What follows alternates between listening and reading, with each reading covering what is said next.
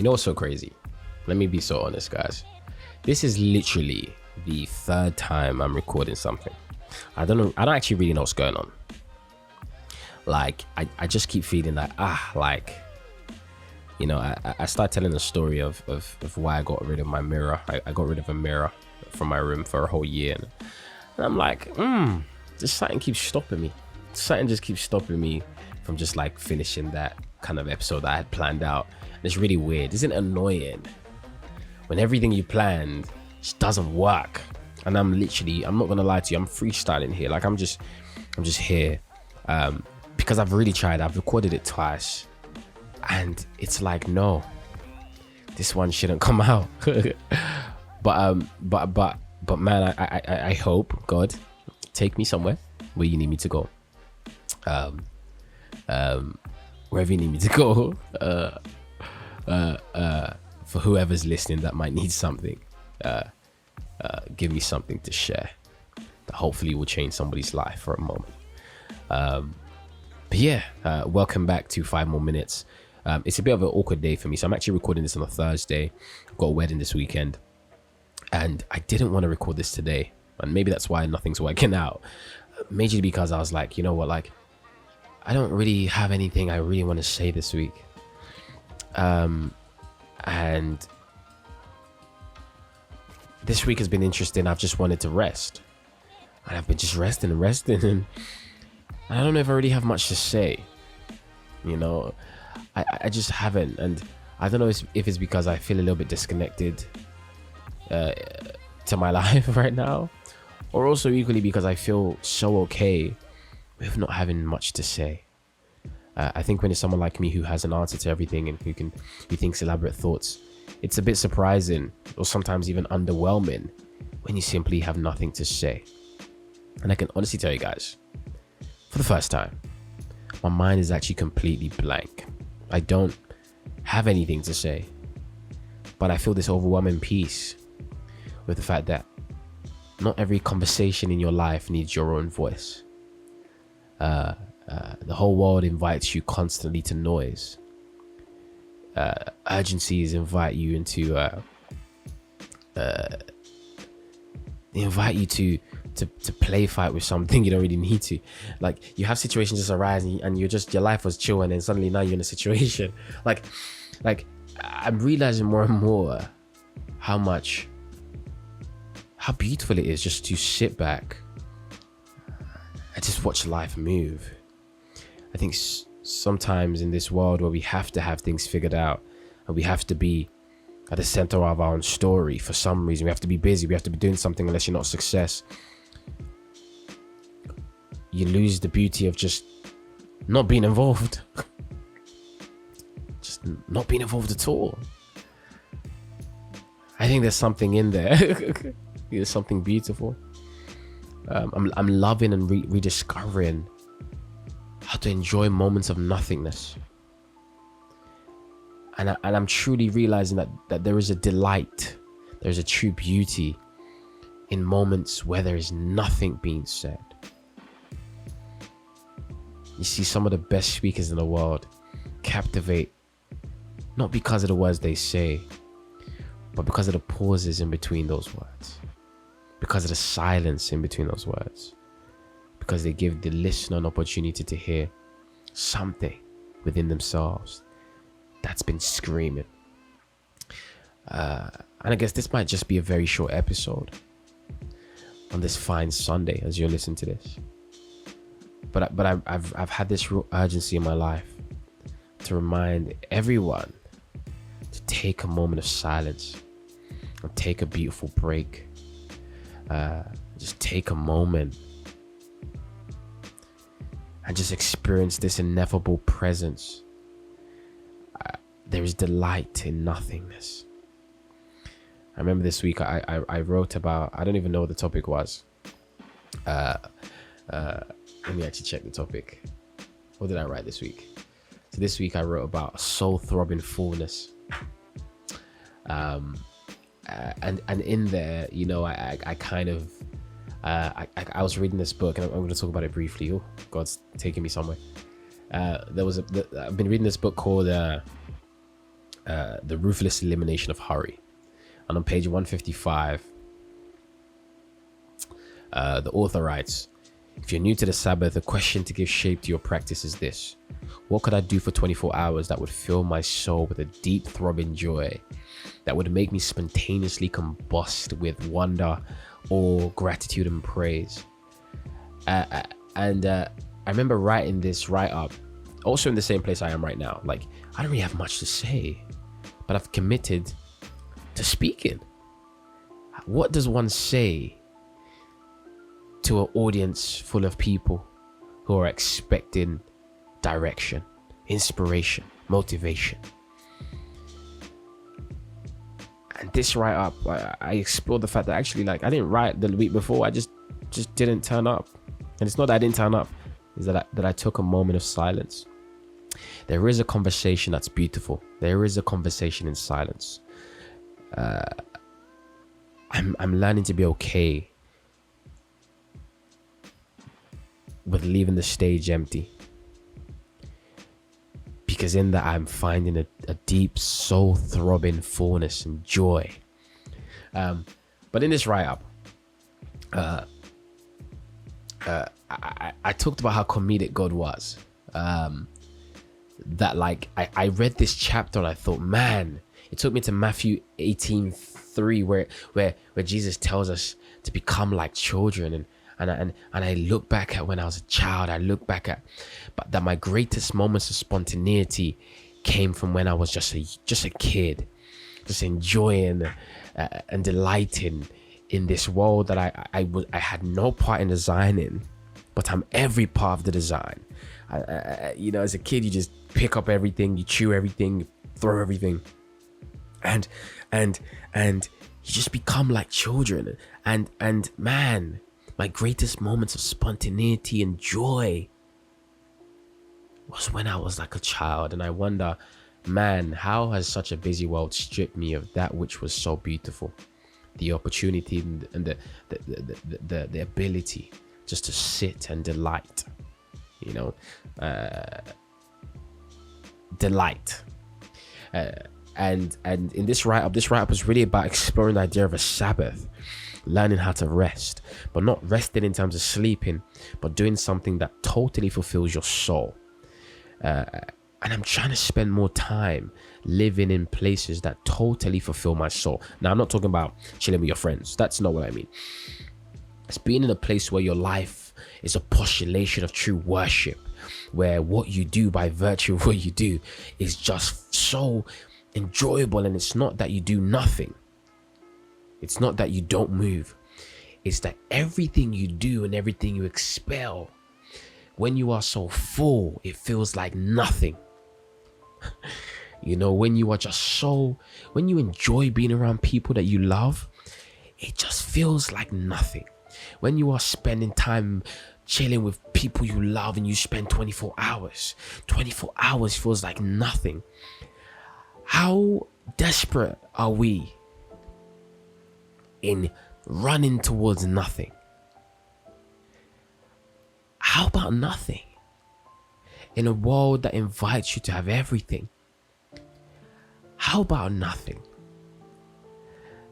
How about nothing? How about being okay with the little that you have? How about being okay with the many that you don't have?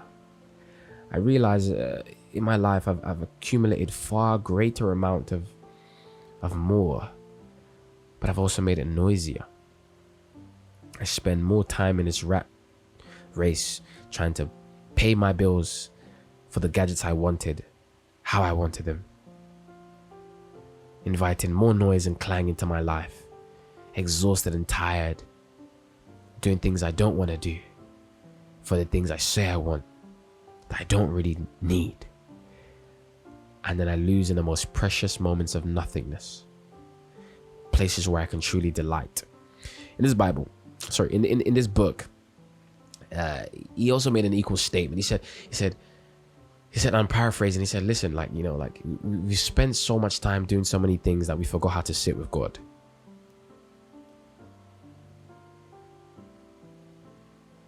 Man.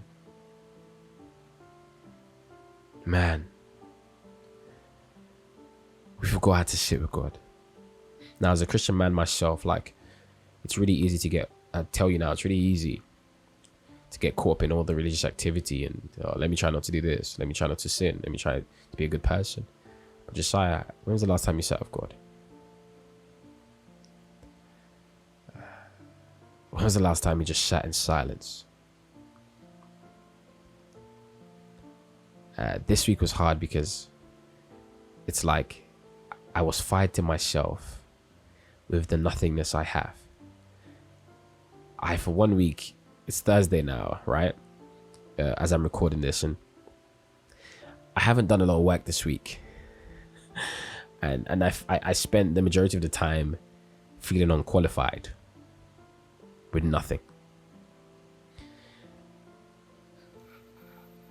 I'm just here to encourage somebody. How about nothing? Take yourself back to a moment of nothingness and rediscover your everything. So many of us are searching for a purpose, and we haven't sat down silently with nothing. I look at the most rewarding moments of my life. They came from sheer desperation. Why? Because I had nothing. Nothingness sometimes provides a beautiful hunger. But only then can you really discover what you really want to eat and what you really will fight for. And I'm sorry that this is really not coherent, an episode, but I want to invite and entice us and encourage all of us who are listening. How more can you put silence in your lives? How more can you be fascinated by nothing? How more can you be just so delighted in nothing? How more can you be excited to spend time doing nothing? I'm loving it and I'm learning to love it better. But like, man, how great is it in a world that you can convince and share ideas? How great is it to even be able to, in all my thought and complexities of mind and ability and all the wisdom I think I do have, how great is it to be speechless? And it sounds weird, but it's like, no. How great is it to be aware of your breath in your lungs? How great is it to be aware of the sweat in your cheek? How great is it to simply be in such a moment? I think about baptism, and I think about this dunking in water where you're fully immersed. When was the last time you fully immersed yourself with nothing? I want to encourage somebody who's listening this week to take a moment, take a day or even half a day. Put your phone down. Put things down. And the only thing on your agenda, as hard as it might be, immerse yourself with nothing.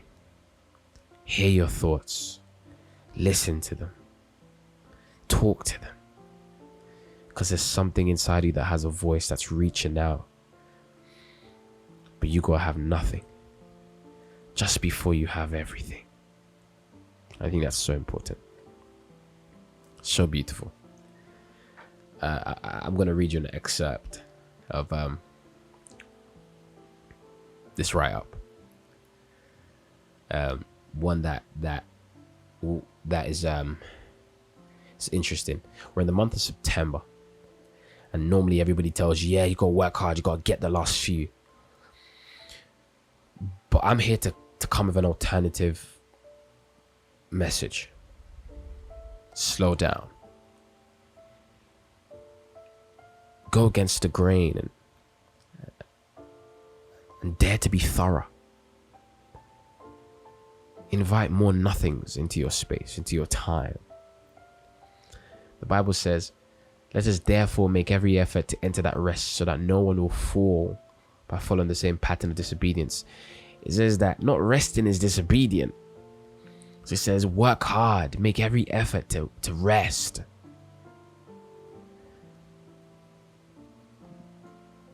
in a world of busy, hustle, bustle, noise, the less obvious pattern to choose is rest, is nothing. This September, or for the next few months of the year, try have more nothings. And I promise you there will be a clarity that's born inside of you that will be profound. That the only way for information to truly stick in your mind is if there is space for it. We have somehow clogged up our pores with oil, and now we're breaking out with things that are not pretty. Spend more time refocusing with nothing, because I've realized that in those places of nothingness, your soul has every opportunity to find something it needs. And many of us are searching for purpose in a busy market, selling you an unequivocal version of a fruit that you do not want to eat. One that if you're patient enough, with enough time, silence, and dedication, has already been grown in your backyard. You just needed to be silent, patient, and for a moment be okay with the nothing before you get everything. I just want to encourage somebody who is in doubt in their life, in this moment of nothingness, in this moment of seeming stagnancy and obscurity, that there's a beauty in there. I look at the beauties of God and all his creation is that he just hovered over nothingness. Then he said, let there be light. There is nothingness. And as you might hover and be in that place, that you are just one step away from light. So be present in that place, because something new's coming. That's it. I think that's what I need to. That's where I need to stop. I don't know where I'm going. But thank you guys for listening, and I hope right now, somewhere in your life, and somewhere in your day, I've hopefully been able to invite you to simple silence. I encourage you all this week to take a moment to be more silent and embrace the nothing. Run towards nothing with everything. With everything. I love you guys. And please share this with a friend you feel like needs to hear nothing. It's a beautiful place to be. And man, no greater time did we have nothing than when we were kids. I had a conversation with my mother today, and she was kind of she was with a friend on the call, and he was like, thank God, he's like, the children are really living their life, really making money and doing good. And as he was talking to me, he was like, listen, he's like, they don't know about the Ibadan struggle. Back in the day, they had 1 cup of rice, and that's what he'll cook, and they had no money. They had so much of nothing. That 1 cup of rice was everything. Maybe we don't know the true value of what we have because we have everything. How about we run to nothing so that we can rediscover the value of what has already been in our hands? I think maybe then we'll have something. Yeah, it's been your boy Josiah Hyacinth. It's been 5 more minutes. Appreciate you guys. Peace and love.